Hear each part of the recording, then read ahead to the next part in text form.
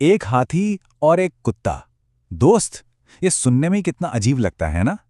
आज हम एक ऐसी ही दोस्ती की कहानी में उतरने वाले हैं। एक कहानी जो सदियों पुरानी तो है, लेकिन उसकी गूंज आज भी हमें सुनाई देती है।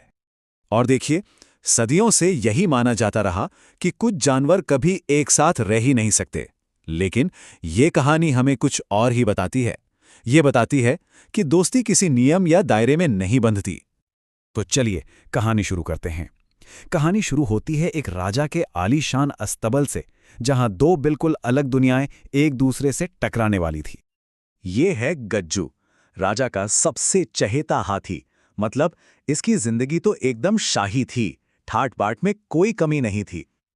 और दूसरी तरफ था शेरू। उसकी दुनिया गज्जू से बिल्कुल ही अलग थी। सड़कों पर रहने वाला एक छोटा सा कुत्ता, जिसे कई बार भूखे पेट ही सोना पड़ता था।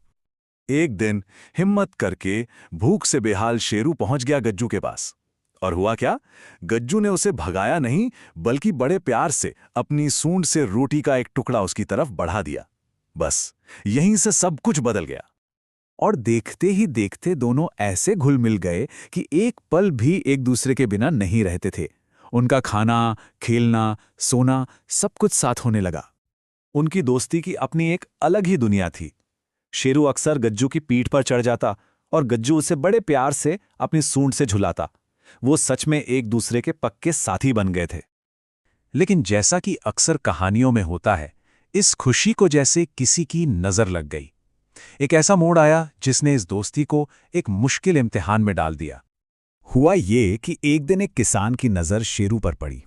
उसे शेरू इतना पसंद आया कि उसने महावत से उसे खरीद लिया और अपने साथ दूर गांव ले गया। शेरू को जबरदस्ती अपने दोस्त से जुदा कर दिया गया। और अपने दोस्त के जाने का गज्जू पर जो असर हुआ वो बहुत गहरा था। उसने खाना पीना सब कुछ छोड़ दिया, बस एक कोने में चुपचाप खड़ा रहता, जैसे उसकी दुनिया ही उजड़ गई हो।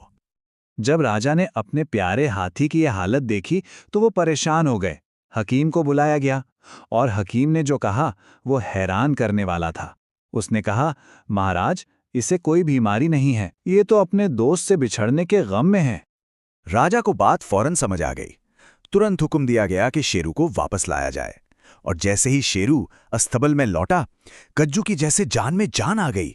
वो खुशी से जोर से चिंघाड़ा और अपने दोस्त को देखते ही अपनी पीठ पर बिठा लिया।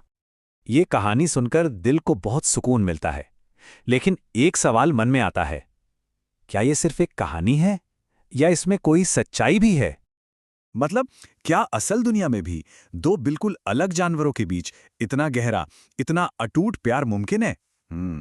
चलिए इसका जवाब ढूंढते हैं। अब हम आपको ले चलते हैं इस कहानी से कई सदियों आगे, अमेरिका के टेनेसी में एक हाथी अभयारण्य में, जहां इस प्राचीन कहानी ने जैसे एक नया आधुनिक रूप ले लिया। यहां मिलिए आज के गज्जू और शेरू से। तारा एक बहुत विशाल हाथी और बेला एक छोटा सा कुत्ता। और बिल्कुल कहानी की तरह ही इन दोनों ने एक ऐसी दोस्ती निभाई जिसकी किसी ने कल्पना भी नहीं की थी। और जब हम इन दोनों कहानियों को साथ रखकर देखते हैं तो समानताएं सच में कमाल की हैं।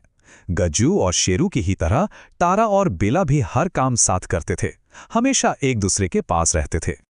लेकिन इनकी दोस्ती का सबसे बड़ा इम्तिहान अभी बाकी था।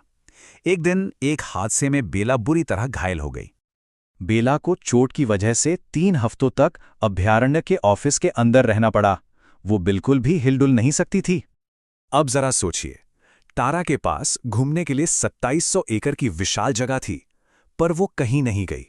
पूरे 3 हफ्ते वो अपनी दोस्त के लिए उसी ऑफिस के बाहर खड़ी इंतजार करती रही। तारा और बेला का ये किस्सा हमें ये बताता है कि गज्जू और शेरू की कहानी सिर्फ एक मनगढ़ंत कथा नहीं थी। तो देखिए, दोस्ती और वफादारी की ये कहानी कितनी पुरानी है।